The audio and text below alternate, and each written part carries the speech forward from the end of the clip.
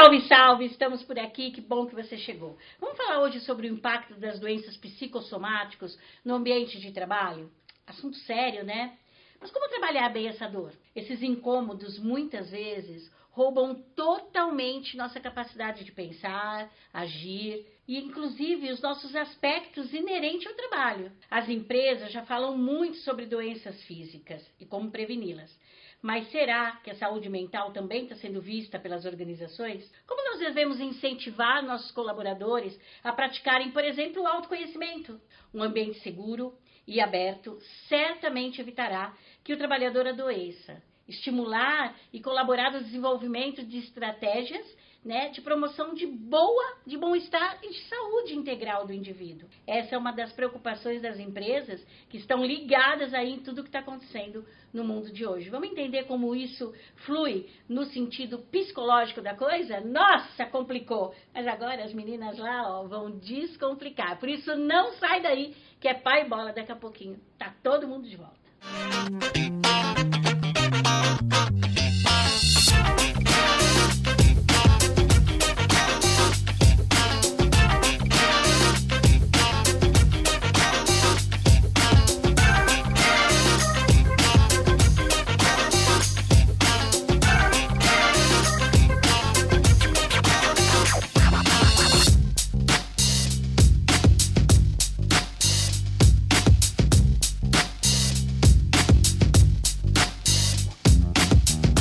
Olá, sejam todos bem-vindos. Hoje nós vamos falar sobre doenças psicossomáticas no ambiente do trabalho. Mas antes eu quero fazer uma pergunta.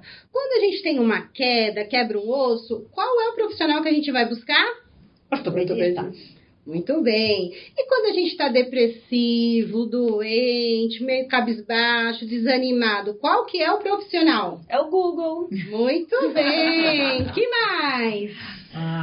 Sei lá, vai médico, capricho. Olha aí, no seu mundo as pessoas vão no psicólogo. Mas o que eu tenho visto é as pessoas irem no tarólogo, até às vezes buscar a fé.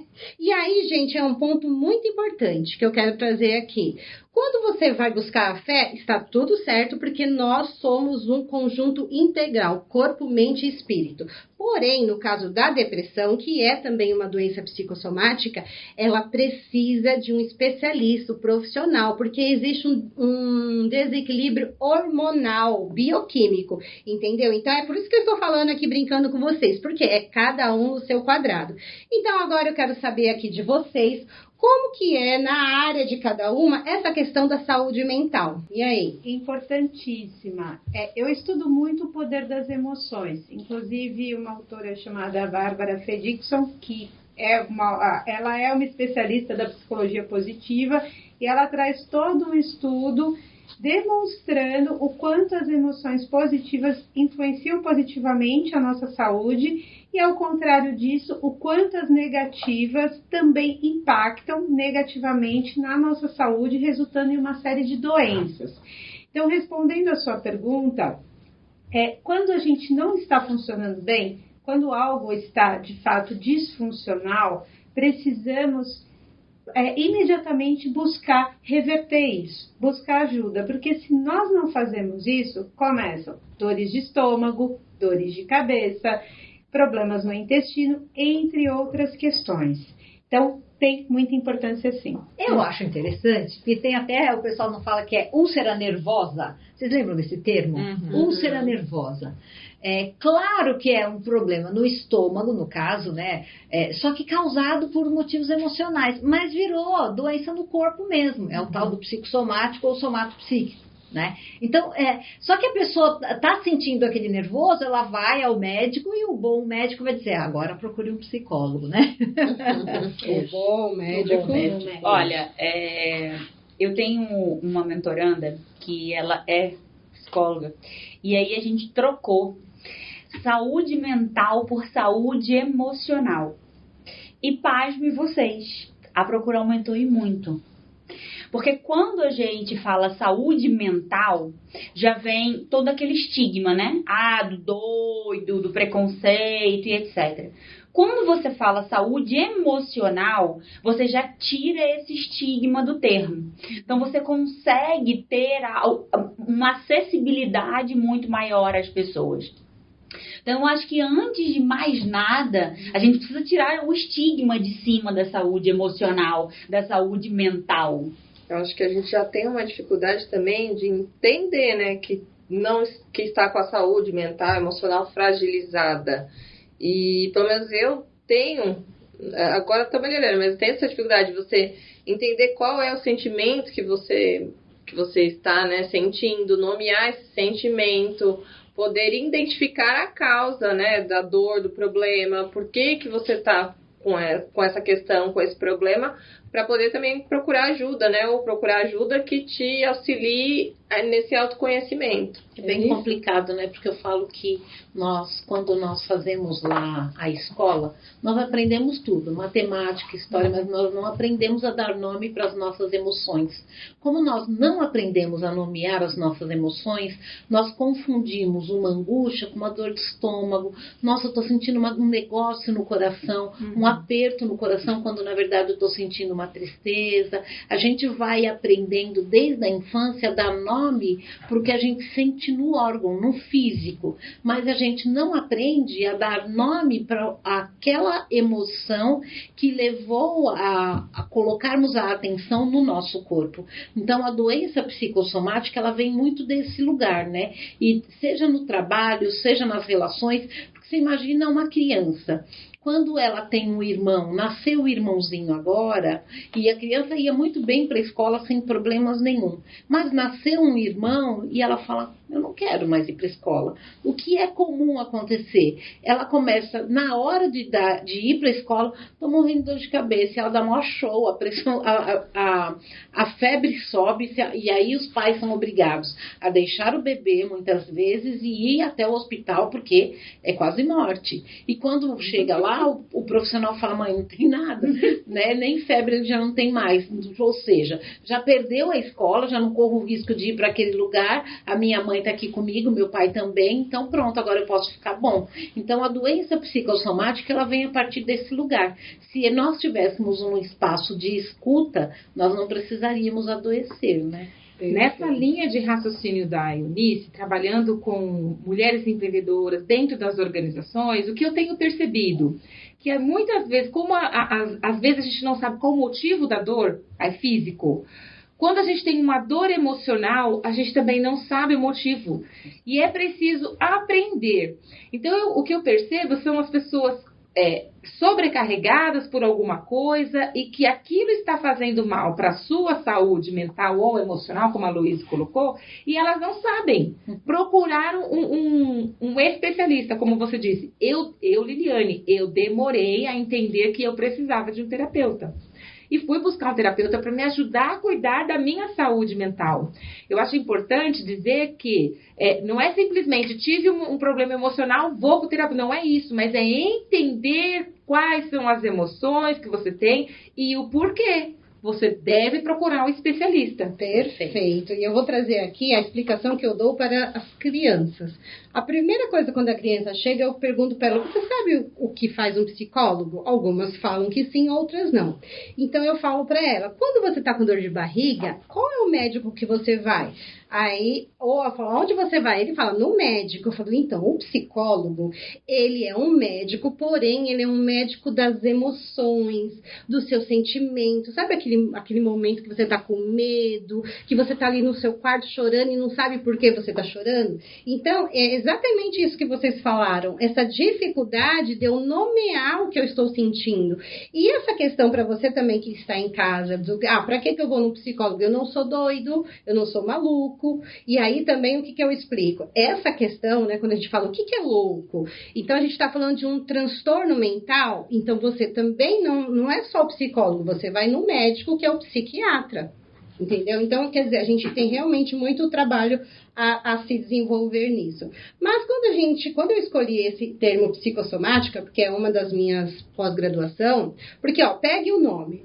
Então, quando você fala psico, então você está falando o quê? Do aspecto psicológico. E somático é aquela doença, como a Eunice deu o exemplo. Então, aquela criança que está sentindo aqueles ciúmes e não está entendendo aquele lugar desse irmãozinho que chegou, a criança sabida, ela ainda está verbalizando.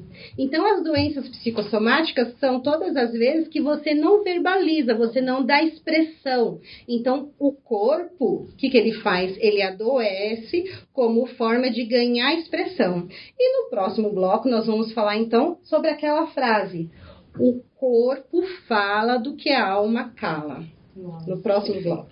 É a vez das colunistas, né? Você gosta, eu também adoro. É papo pra lá interessante. Claro que no palco também tem, mas ali vem coisa boa. Investir é pra todos? É só você ouvir a Juliane Mustasso. E felicidade não tem pra ninguém. Fran Muraca, a ciência da felicidade. E ó, se você quer resultados, minha amiga Raquel Abrejo, suas ações, seus resultados. E pra mexer o corpo, ok? Mônica Feliciano, Oficina do Corpo. Olá, eu sou a Juliane Mustasso, assessora de investimentos, sócia da RV4 Investimentos, um escritório credenciado a XP Investimentos. No quadro Investir é para Todos, hoje falarei sobre como investir com proteção do seu patrimônio. Quando pensamos em investir, logo vem aquela preocupação quanto ao risco, não é mesmo? E com isso, algumas pessoas deixam de investir achando que podem perder dinheiro e acabam perdendo, deixando o dinheiro parado na conta ou mal aplicado, pois a maioria das vezes não considera que a própria inflação faz perdermos o poder de compra pelo poder inflacionário dos preços sobre os produtos ou serviços que consumimos. Sabemos que em todo investimento há um nível de risco, mesmo aqueles mais conservadores, mas saiba que há investimentos que permitem colocar uma proteção em seu valor investido, de forma que, se houver oscilações, o seu dinheiro estará protegido. Ao investir em renda fixa, você tem opções de investir em títulos de bancos, títulos do governo e em crédito privado, que são empresas que estão expandindo e precisam de investidores para ampliar os seus negócios. Uma forma de proteger seu patrimônio nesses investimentos são conhecer a saúde financeira dessas instituições. No caso do governo, esse risco praticamente não ocorre, pois estamos falando do risco país. As taxas oferecidas, você precisa acompanhar o cenário macroeconômico para saber se as taxas que lhe oferecerão serão maiores que a inflação do período e maior que a Selic, que é a taxa básica de juros da economia. Ou você poderá perder dinheiro em relação ao poder de compra. Entender o prazo que o seu dinheiro ficará investido.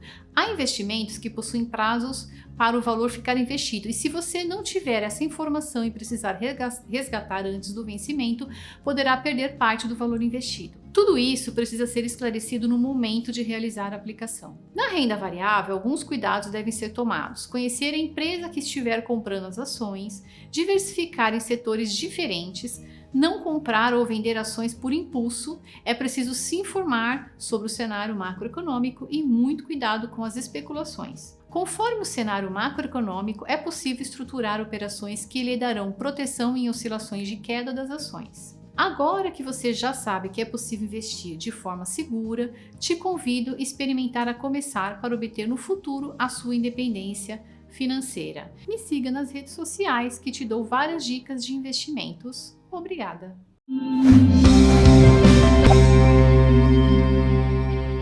Precisamos falar sobre saúde mental, estratégias de promoção de bem-estar e saúde do indivíduo. Eu sou Fran Muraca, estudiosa da ciência da felicidade. Hoje vamos trazer um recorte da pesquisa de prevenção em saúde mental no Brasil. A perspectiva dos especialistas, elaborada por Sâmia Abreu, do Reino Unido, e Sheila Giardini Murta, da Universidade Federal de Brasília. O estudo investigou experiências e recomendações de pesquisadores em prevenção primária em saúde mental no Brasil, com vistas a subsidiar uma agenda de trabalho para o fortalecimento nacional na área. Utilizou-se a técnica Delphi e 10 pesquisadores especialistas em prevenção foram entrevistados.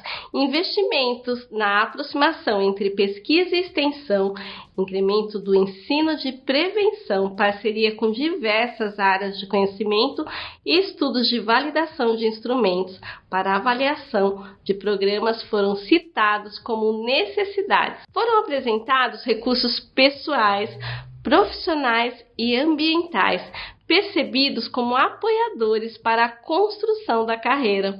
Foram abordadas direções futuras para a área, tais como construção de redes de pesquisa e difusão de programas preventivos, condições socioeconômicas precárias, desemprego, baixa escolaridade, fraca rede de apoio, habitação insegura, trabalho informal, estressores ocupacionais e falta de acesso aos bens de consumo estão entre as principais riscos à saúde mental de adultos brasileiros. No Brasil, esse quadro é agravado pela inúmera barreira na busca de acesso ao tratamento, falta de equipes treinadas e de serviços adequados. A prevenção em saúde mental no Brasil ainda é incipiente, sendo considerada por alguns especialistas como artesanal. Com esse termo, um dos entrevistados definiu como os pesquisadores passam pelas etapas do ciclo de pesquisa em prevenção.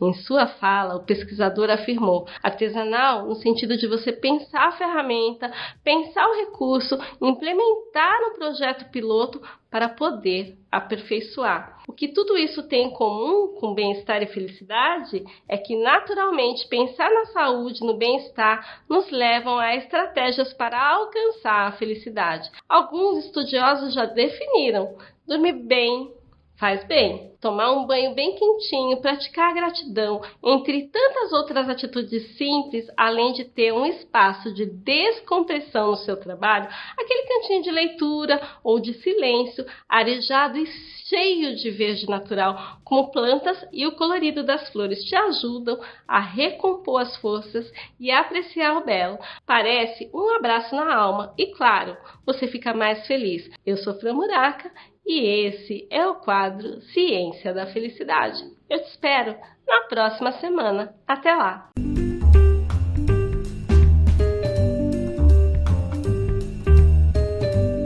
Olá, meu nome é Raquel Abrego, eu sou mentora estrategista de vendas e liderança para o varejo e empreendedorismo.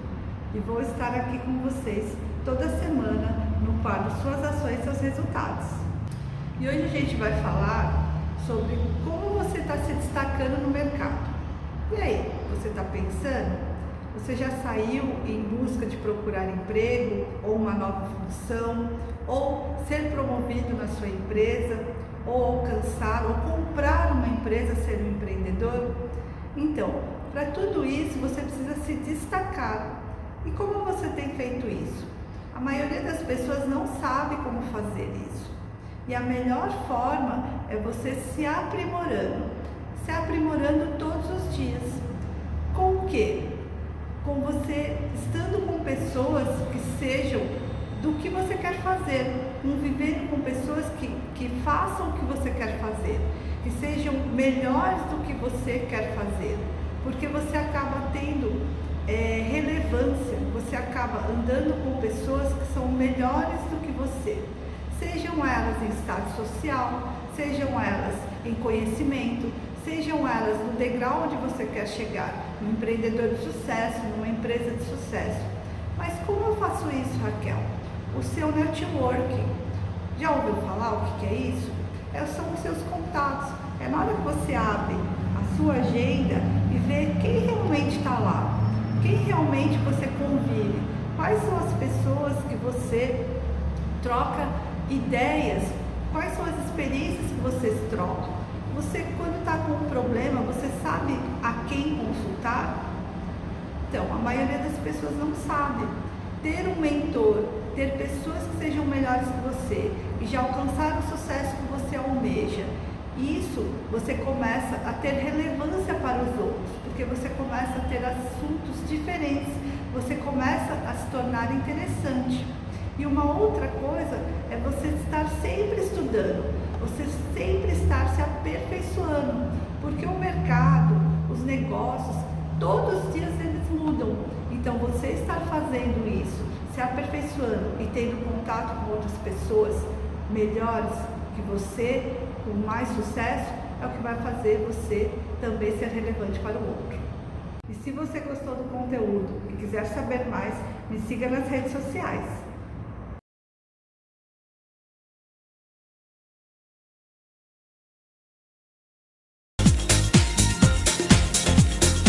boa noite. Bem-vindos a mais uma Oficina do Corpo. Eu sou a Mônica Feliciano, querendo convidar vocês para, mais uma vez, falarem a respeito de saúde física, mental, saúde emocional, relacionamentos, lazer, cultura, administração do estresse. Hipócrates aplicou todo o seu conhecimento e a sua experiência para definir objetivamente sintomas de doenças e explicá-las em termos de noção amplamente conhecido como 4 humores corporais, né? Isso me causa assim, uma admiração imensa, porque naquela época não se havia a tecnologia que se tem hoje. E esses 4 humores estão diretamente relacionados a 4 líquidos corporais que ele já visualizava. Obviamente o sangue, os mucos, né? Os líquidos que ele chamava de fleuma, a bilis amarela, que ele também detectava possivelmente através de vômitos, e a bilis negra. Todos esses líquidos que ele observava que as pessoas eliminavam, que as pessoas continham dentro de si em estados doentios, ele entendia que poderia haver um desequilíbrio. Havendo um desequilíbrio, possivelmente uma doença poderia acarretar um transtorno grave para a saúde da pessoa, inclusive influenciando a vida, predispondo à morte. Ele relacionou sangue, inclusive, a temperamentos. Como ele percebia que o sangue estava diretamente relacionado a fígado e a coração, né? Porque precisamos lembrar também que ele foi um grande anatomista, né? Dissecava pessoas, então começou a entender melhor o corpo humano dentro do seu próprio sistema, uma vez que a pessoa, estando morta, servia ali de objeto de estudo. Ele dizia que as pessoas que tinham essa concentração sanguínea tinham um temperamento apaixonado, intenso. Pessoas que tinham problemas ou dificuldades relacionadas aos líquidos, né, ao muco, poderiam vir a sofrer de problemas do sistema neurológico, cérebro, e do sistema respiratório. E aí ele percebia que essas pessoas eram mais passivas, mais tranquilas. Eu queria agradecer a participação de todos vocês e fico à disposição de vocês para perguntas, tá bom? Manda e-mail para a gente, ok? Beijo, pessoal, boa semana. Obrigada. Então, quero saber dessa frase. Como que vocês percebem isso? Algumas já falaram alguma coisa, mas como que é essa questão, né? Do corpo fala do que a alma cala. O que vocês entendem disso? Como vocês veem essa questão?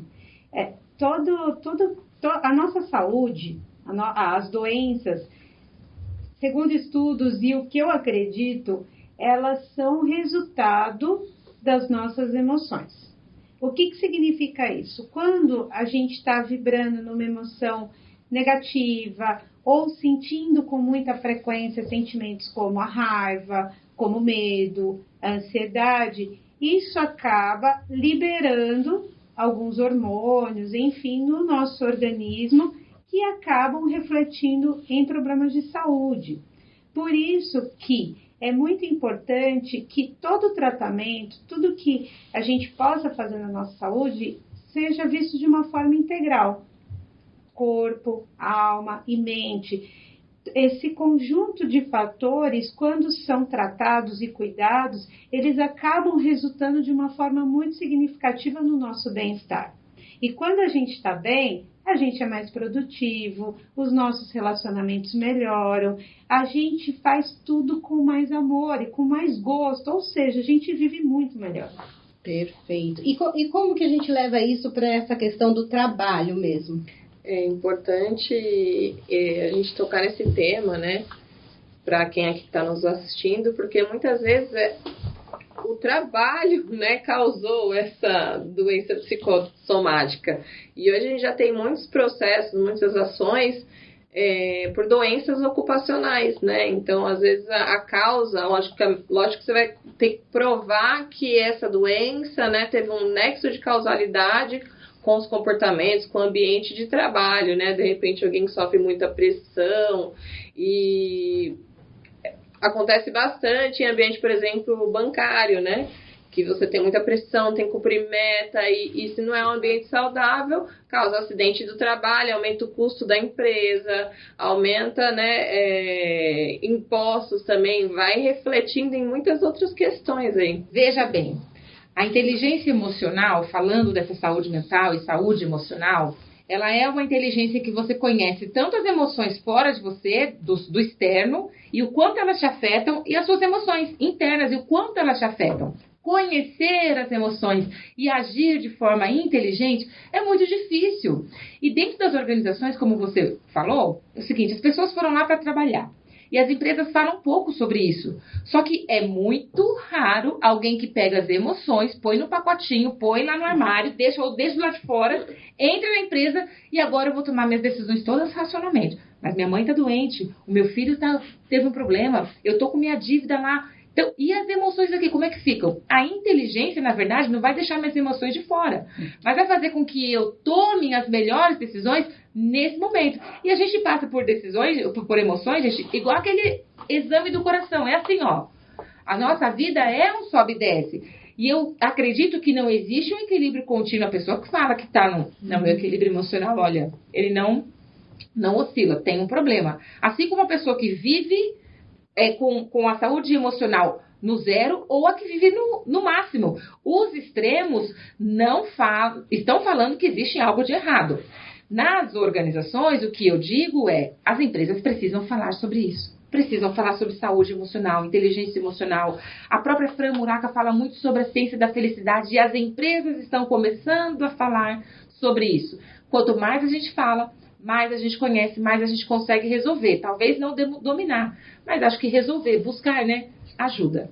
Olha, tem uma frase que eu gosto muito que diz que nenhum CNPJ vale um AVC, né?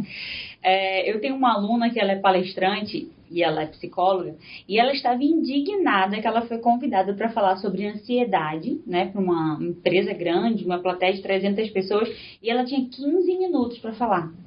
E aí, quando ela disse, mas como é que eu vou fazer qualquer trabalho de ansiedade em 15 minutos? Não, porque a gente não tem muito tempo, não. Então, tem que ser só 15 minutos. Então, assim... Tá aí a causa. Qual é a preocupação real dessa empresa com a saúde mental? Então, vamos lá, 15 minutos, falar de ansiedade, né? E aí, o que eu sugeri para ela? Eu disse, olha, faz o seguinte... Dê ferramentas para as pessoas diagnosticar se elas estão com ansiedade. Que pelo menos você conseguiu em 15 minutos fazer alguma diferença na vida delas. E assim ela fez. Então, como a Lili falou assim, as empresas estão começando a falar. Será? Cumprir protocolo. Muito bem. É um assunto que tem surgido, mas eu preciso cumprir protocolo. Né? E não faço do jeito que deveria fazer. Deixa eu só acrescentar um detalhezinho aqui. Às vezes o público pode não entender muito bem essa coisa do psicossomático, a emoção, o corpo, a saúde. Deixa eu só dar um exemplo aqui. Sabe quando você leva um susto? O que acontece? Você respira, trava, ficou aqui tudo duro, não é? Adrenalina, musculatura travada. Só que você pode continuar com o corpo do susto, com o músculo assim, pelo resto do dia. Pode travar, dar um torcicolo, você entendeu? Uma pessoa que está desanimada, ela não está assim, com a postura para cima, ela está assim, meio caída. O corpo está carregando aquela emoção. E sim, pode adoecer. É interessante esse tema porque eu passei por um processo que chama microfisioterapia, que ele olha exatamente para isso, para essas marcas, para esses registros que ficam no nosso corpo e que a gente não tem a menor noção. E é muito interessante porque o profissional é um fisioterapeuta e ele busca no nosso corpo momentos de choque em que a marca ficou como um registro e que a gente vai expressando no decorrer da vida, e é como se acontece um sinal de alerta diante de um trauma, seja ele qual for, o nosso corpo aciona naquele momento e é como se ele dissesse perigo, perigo, perigo, e ele vai acionando em determinadas fases da nossa vida, seja no trabalho, seja em outras circunstâncias, é como se ele liberasse o mesmo conteúdo que foi liberado no primeiro momento do trauma, para que nós lembrássemos que nós já passamos por aquilo, e isso vai ficando como um imprint no nosso corpo, e se a gente não sabe, e quando a gente sabe, a gente fala, puxa vida, não precisava ter sido desse jeito, né? É tão inconsciente e a gente continua. Exatamente. E aí, vocês falando aqui, então, emoções, corpo, como a Eunice bem trouxe aqui, um imprint, então, vai ficando aquela memória ali no seu corpo. E por que será, então, que mesmo sabendo de tudo isso, a gente não cuida? No próximo bloco.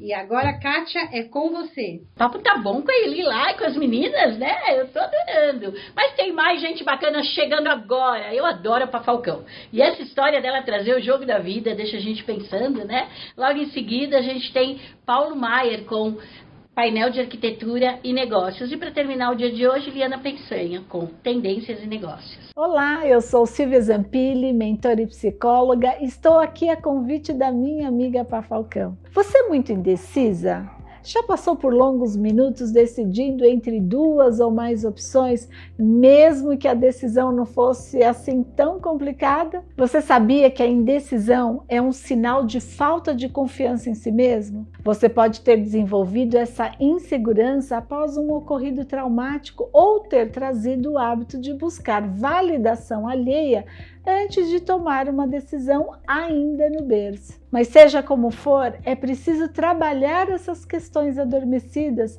para se livrar do estresse ocasionado pela indecisão crônica. Ser indeciso ao extremo causa frustração e sentimento de impotência. A suspeita de que você não tem capacidade para cuidar da própria vida é reforçada a cada demora para tomar uma decisão. Até as pequenas coisas como escolher entre objetos em uma loja ou uma refeição em um aplicativo de delivery exige muito tempo e esforço. Fazer comparações com pessoas decididas também pode ser constante. E mesmo que seja desagradável, você não consegue parar de pensar: por que tão fácil para alguns e tão difícil para mim? E além disto, a ansiedade surge a cada nova necessidade de fazer uma escolha. Mesmo ter escolhido uma opção, você sente necessidade de rever as alternativas e mudar de ideia. E se o que você não escolheu não for a melhor opção? E se existem outras formas de fazer as coisas e você optou pela errada? Esses são os comportamentos típicos de pessoas indecisas e que podem diminuir consideravelmente o seu aproveitamento da vida. Nem todas as decisões requerem uma divagação aprofundada. Na verdade, a maioria das escolhas é simples e pontual, necessária somente para nos ajudar a progredir de uma situação para outra. Vou citar alguns comportamentos de pessoas que não conseguem se decidir, só para ficar mais claro. Primeiro, pedir a opinião de pessoas queridas ou de conhecidos antes de tomar uma decisão. 2. Refletir longamente sobre os prós e contras de uma situação, mesmo que não apresente grandes consequências. 3. Passar o dia remoendo a dúvida sobre ter tomado a decisão correta ou não. 4. Ficar ansiosa a cada nova decisão ou enquanto espera as consequências das mesmas. 5. Não conseguir se decidir quando recebe muitas opções. 6. Ter medo de desagradar aos outros com suas escolhas. 7. Falar "para mim tanto faz" ou "para mim pode ser", com muita frequência, se desvalorizando. Estes são apenas alguns exemplos. E você, se identificou com alguns desses comportamentos? Eu sou Silvia Zampilli, mentora e psicóloga, e me sigam nas redes sociais para saber mais sobre o meu trabalho. Olá, tudo bem? Programa de novo super legal aqui do Agora Que São Elas, né? Sou Paulo Maier e estou no painel de arquitetura e negócios. Essa conversa de saúde, em especial saúde mental, tem muito a ver com arquitetura. Saúde é óbvio, né? Tem toda a relação ergonômica dos espaços para não dar ler, que as cadeiras, eu já fiz um programa sobre isso, vocês lembram? Falando das cadeiras, das funcionalidades, do que ela precisa ter para ajustar o corpo. Isso é fundamental. Mas e a saúde mental? A arquitetura influencia? Também já fiz programa sobre isso. A luz que nos ilumina é muito importante. Eu sempre recomendo luz de 3000K, lâmpadas quentes.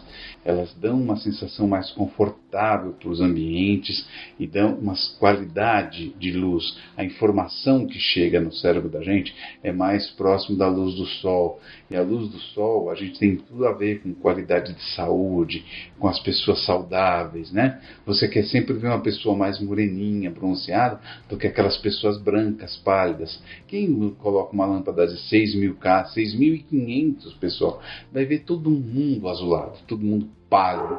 Não importa que tenha saído da praia, que está super bronzeado. A luz não ajuda.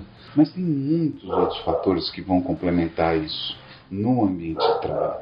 O ambiente de trabalho tem que ser despojado, tem que ser uma coisa organizada, tem que ter uma boa comunicação. E isso tudo tem a ver com as cores.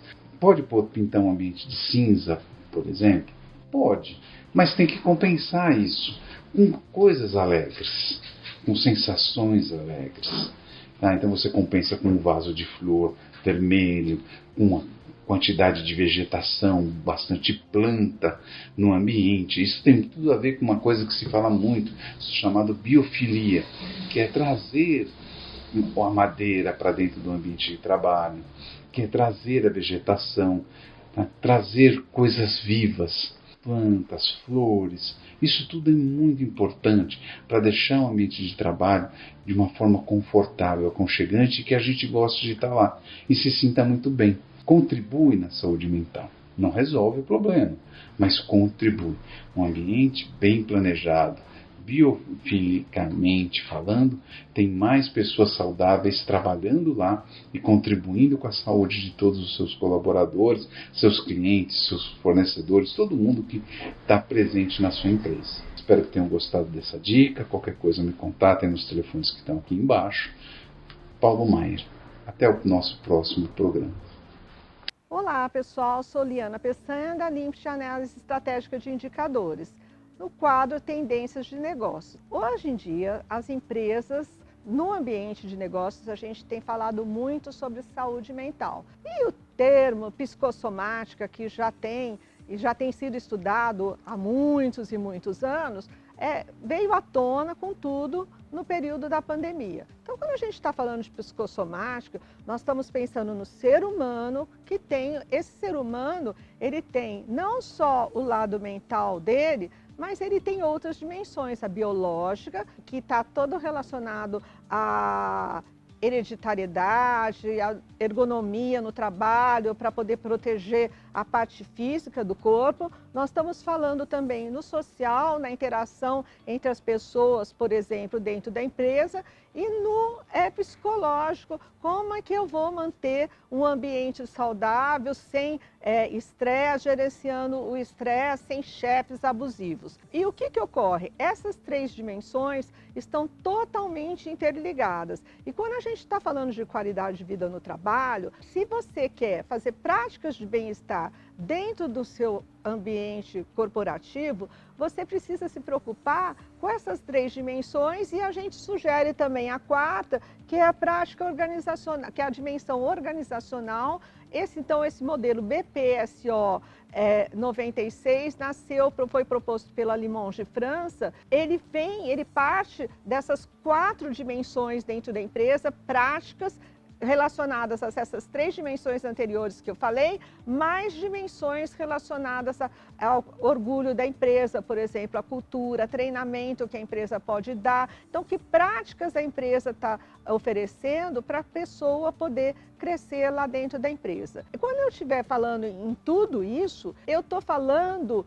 em gerenciar isso de forma que as pessoas cresçam e se desenvolvam e consigam entregar para a empresa resultados. Então, a gente fala aquelas competências, resultados que a empresa está investindo na pessoa e a pessoa entregando para a empresa. Então, é um círculo que se troca, os dois lados ganham, de forma que a pessoa não só cresça, como dê resultados a si mesmo e à própria empresa. A empresa precisa de resultados, não é mesmo?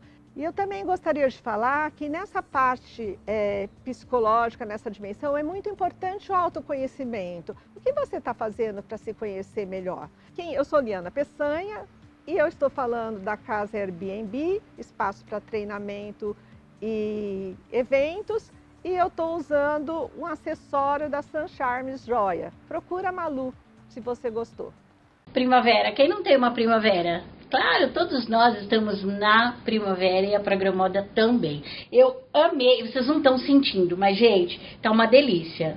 Ah, ficou com inveja? Quer sentir também? www.programoda.com.br, é ali que você vai encontrar roupas sensacionais. Sim, de 42 a 54, deixa toda mulher bonita e formosa. As tendências da moda estão lá. Então, mais de 70 lojas perto de você. Isso mesmo, a Programada está espalhada pelo Brasil para deixar a gente casual, para deixar a gente formal, para deixar a gente, sei lá, estilosa, formosa. Procura aí, programoda.com.br. Eles estão esperando. É só dizer, agora é que são elas que me indicou. Então agora eu quero continuar essa conversa. Por que será que nós não prestamos atenção? Por que a gente vai procrastinando essa questão das doenças, inclusive emocionais? Na nossa cultura, nós não temos, infelizmente, a compreensão da importância do nosso desenvolvimento pessoal, enquanto desenvolvimento humano mesmo. O que acaba acontecendo? Nós não conhecemos as nossas emoções, nós não sabemos rotular as nossas emoções e, consequentemente, a gente não sabe fazer isso com o outro. É muito comum que uma pessoa busque se desenvolver profissionalmente, o mestrado, doutorado, etc. e tal. Só que quando nós falamos no desenvolvimento pessoal, muitas pessoas ainda entendem que isso só pode acontecer quando, de fato, ela está com um problema muito sério, que é algo que já é disfuncional. E ao contrário disso. Então, na nossa cultura, por não termos essa abordagem tratada desde a infância, nós a ignoramos e nós não nos desenvolvemos em relação a este assunto. Pensando um pouco na criança, né? Eu penso que quando nós éramos lá pequenos, nós ficávamos um tempo sem fazer nada, vinha ou um pai ou uma mãe e falava: você não tem o que fazer? Vai caçar o que fazer, vai procurar alguma coisa. Nesses momentos de ócio, são os momentos em que a criança ela para observar-se. Então, a gente leva isso para a estrutura da nossa vida e nós aprendemos no dia a dia a olhar para fora, a fazer um monte de coisas, mas nós não prestamos atenção. Primeiro, ao que nós estamos sentindo, segundo, ao chamado do nosso corpo. Então, muitas vezes, nós sentimos uma dor no joelho e a gente fala: isso é bobagem, passa a mão aqui, daqui a pouco passa.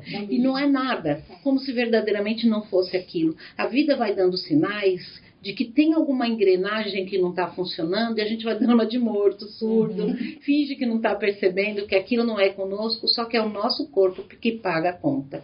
Você sabe, Eunice, essa coisa que você está dizendo, a gente sofre de um certo tipo de preguiça generalizado com algumas coisas, né?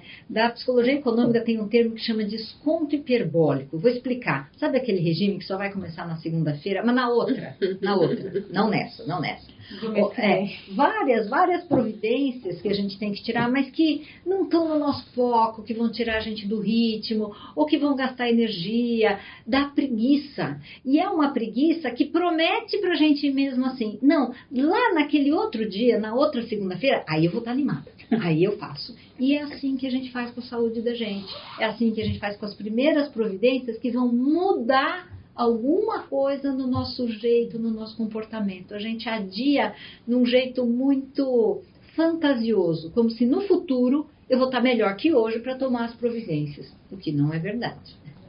É verdade. Olha só, eu acredito que quem a gente influencia no comportamento. Existe uma ferramenta chamada Janela de Johari, que ela fala dos eus. O eu secreto, o eu aberto, o eu desconhecido, o eu cego. Já aconteceu com você de alguém falar assim: nossa, você parece isso, menina, não acredito que você tem coragem. E você fala assim: eu? Você tá louca? Imagina que eu jamais faria isso. Ou eu não me pareço com isso. Isso é o eu cego. E às vezes a gente não se reconhece nesse eu. A importância de se olhar, Se contemplar, isso que a Eunice acabou de falar, se contemplar, se olhar, se conhecer e ouvir o outro falar sobre você. A gente tem dificuldade de ouvir falar sobre as qualidades, ok, né? Mas os defeitos, não, imagina, não. É importante eu ouvir o do outro, o meu eu cego. O eu cego é aquilo que eu não quero enxergar.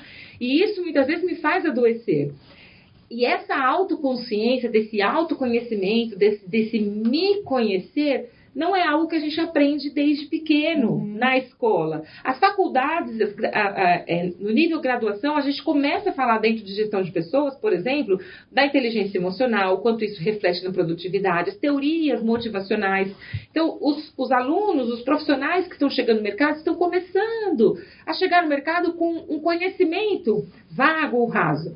Mas o quanto eu preciso voltar lá na infância para começar a me conhecer desde pequeno. Muito bem.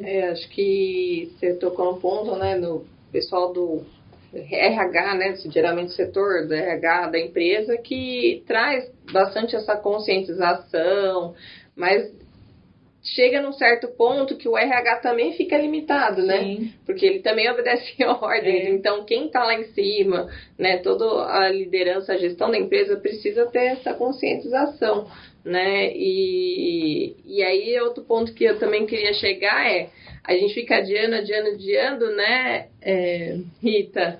E aí a gente se torna tolerante a essas dores, né? Uhum. E é assim, o corpo, ele vai se adaptar. Então, preste atenção, a doença ela é um sinal de que algo não vai bem. E nós, como os ótimos seres adaptáveis, vamos passando por cima.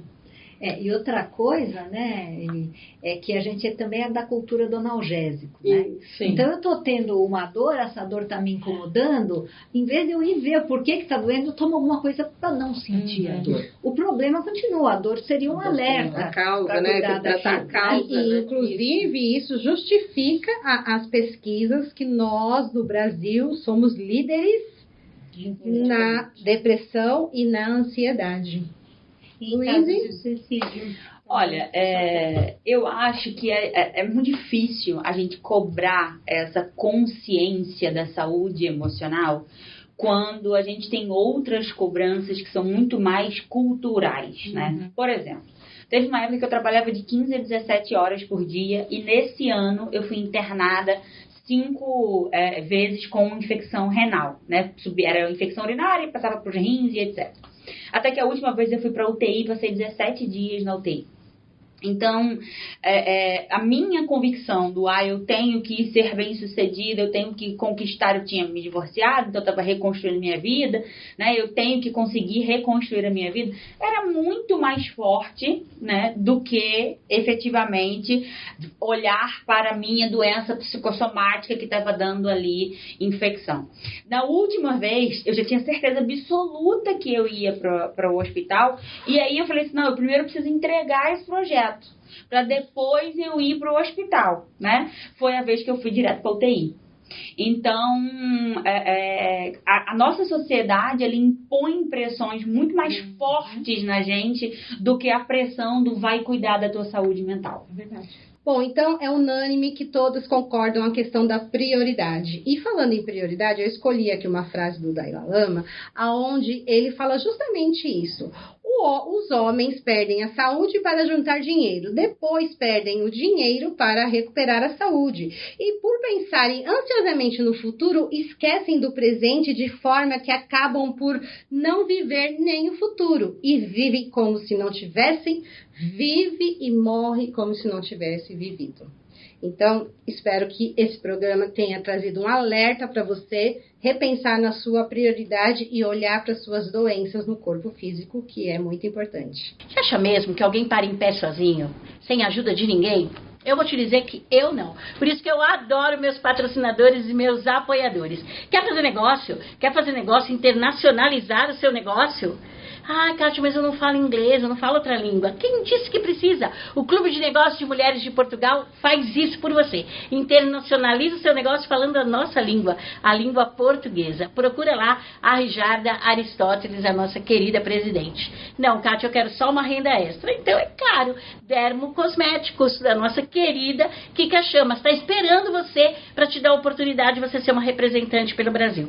Tenho certeza, ó, que a renda extra vai ser, além de tudo, sensacional. Quer ficar bonita? Tem pra ninguém. Vai lá na Jane Unique. Quer ter uma maquiagem bacanérrima? Marisete. Depois de tudo isso, vem curtir em Alphaville na Best Live, o melhor lugar para você fazer o seu evento. Bem-vindo ao quadro Empreender Feminino do programa Agora é que São Elas, que já está na 17ª edição. É um prazer ter você aqui. Eu, Rijarda Aristóteles, presidente do Clube Mulheres de Negócios Portugal, e a nossa querida embaixadora master, doutora Catarina Zúcaro, advogada.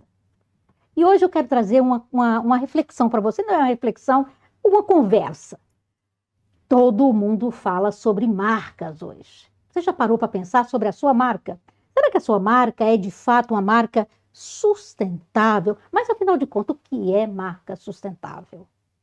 Eu me atrevo a dizer, e eu quero partilhar isso com você, que marca sustentável é aquela que consegue transmitir o que de fato é a sua empresa e, principalmente, qual é o impacto positivo que o seu negócio, o seu produto, o seu serviço faz na sociedade como um todo.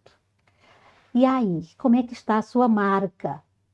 E aí eu quero trazer aqui uma conversa também com a Catarina. Catarina, como é que nós podemos, aliás, fazer para nós termos as nossas marcas registradas? É difícil fazer isso? Não, é super prático fazer o registro da marca. Pelo site do INPI, você junta a sua logo, cadastra-se e faz diretamente pela internet. Não há problema nenhum para fazer esse registro. É prático e também não é tão caro fazê-lo.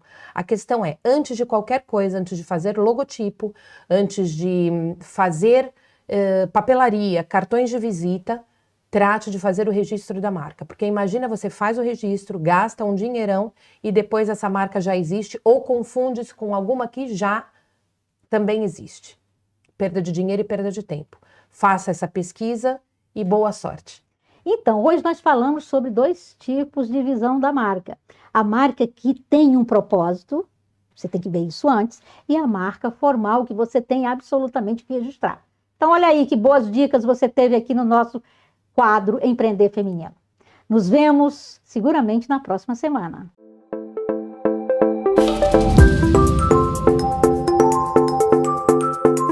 Eu uso a água micelar para retirar a maquiagem. Porque os outros tipos de demaquilante, eles muitas vezes vão no álcool, e aí eu tinha uma certa irritação para tirar a maquiagem dos olhos, né?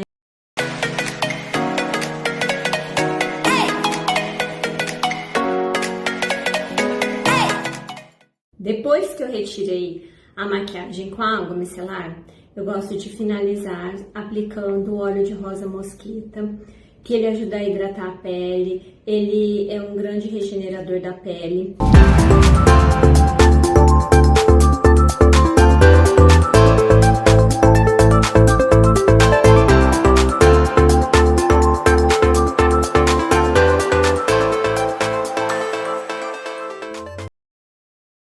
Você que tem um cabelo que tá perdendo brilho, o toque meio áspero, não tá refletindo a cor, você sabia que isso tem a ver com o nível de porosidade? Estou aqui para te ajudar sobre 3 níveis de porosidade. Nível 1, ele reflete um pouco o brilho e um pouquinho nas comprimento e ponta áspero. Isso é muito comum em cabelos naturais. Nível 2, gente que tem química, alguma cor, coloração, mechas, normalmente ele é mais áspero, seco e o toque não é legal e ele costuma embolar, embaraçar quando tá molhado no banho. Nível 3, aí é mais perigoso, ele começa a quebrar, vira elástico e nesse caso ele precisa dos nutrientes muito necessários. Eu posso te ajudar a entender do seu cabelo e que estado ele está, tá certo? Venha pro Jane Unique, te espero!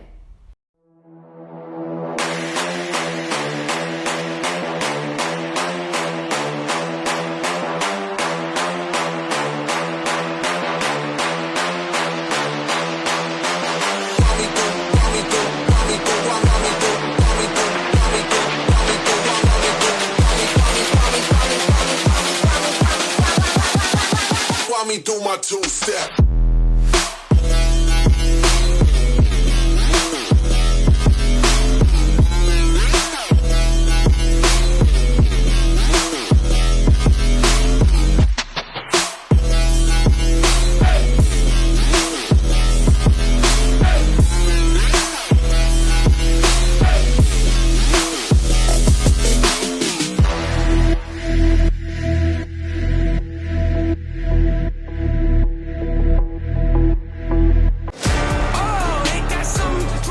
Gente, foi sensacional, né? Toda segunda-feira é. Mas sabe por quê? Porque você vem. Porque você vem ao nosso encontro marcado. A gente fica super feliz para entregar tudo que a gente entregou hoje para vocês. Então, 21 horas segunda-feira, toda segunda-feira, o encontro marcado entre nós e vocês. Vem!